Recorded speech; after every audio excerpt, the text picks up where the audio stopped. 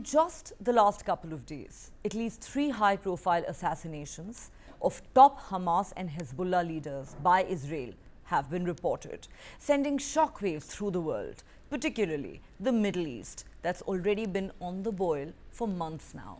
Undoubtedly, these are also major victories for Israel, whose stated military objective behind the 10-month-old Gaza war is to wipe out Hamas and its leadership.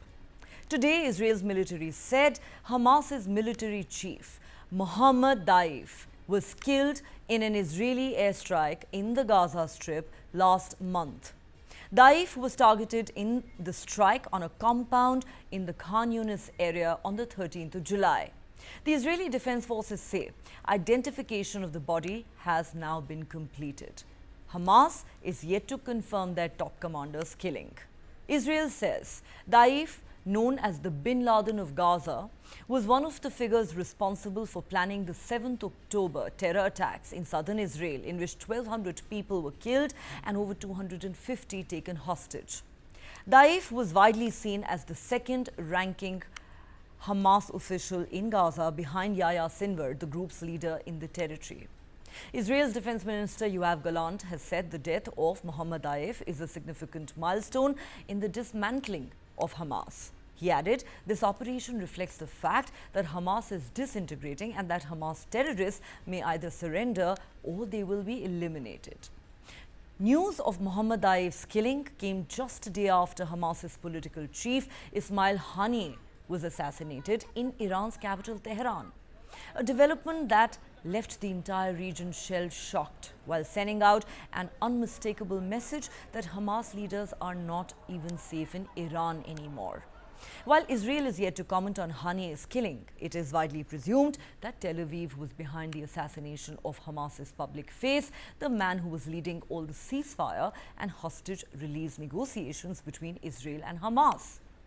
So why is Mohammed Deif's killing, that's been reported today, such a big win for Israel? Mohammed Deif was appointed head of the Izz-ad-Din al-Qassam brigades, the military arm of the Hamas movement, back in 2002. For decades, he was seen as one of Israel's most wanted men, and he reportedly survived 7 assassination attempts over the years. He was born in Gaza's Khan Yunis refugee camp in 1965, when the territory was occupied by Egypt. As a young man in the 1980s, he joined Hamas and quickly rose to prominence.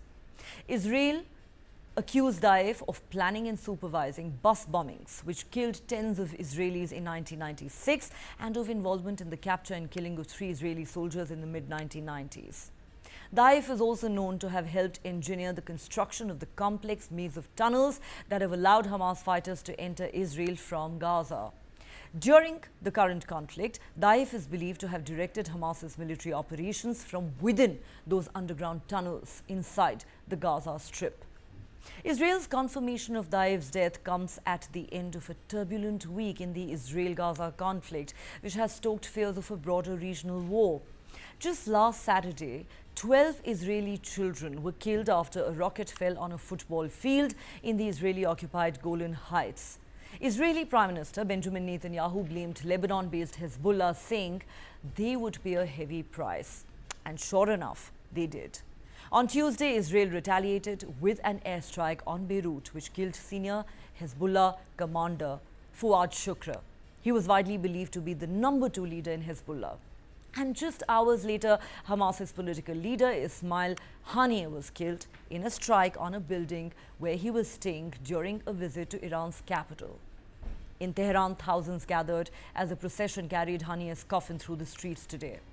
Iran and Hamas have blamed Haniyeh's assassination on Israel. Iran's supreme leader Ayatollah Ali Khamenei, who led prayers at the service, has vowed to avenge Haniyeh. In fact, he's issued an order to strike Israel directly.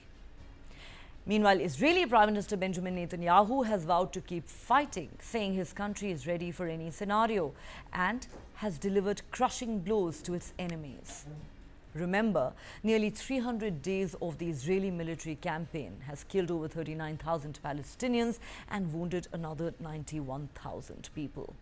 The question now is this: what happens next? Could these major military victories for Israel be an inflection point in the Gaza war?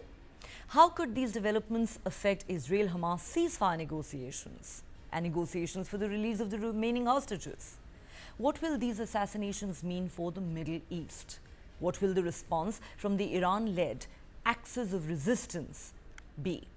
Could we see a major escalation of tensions between Israel and Iran?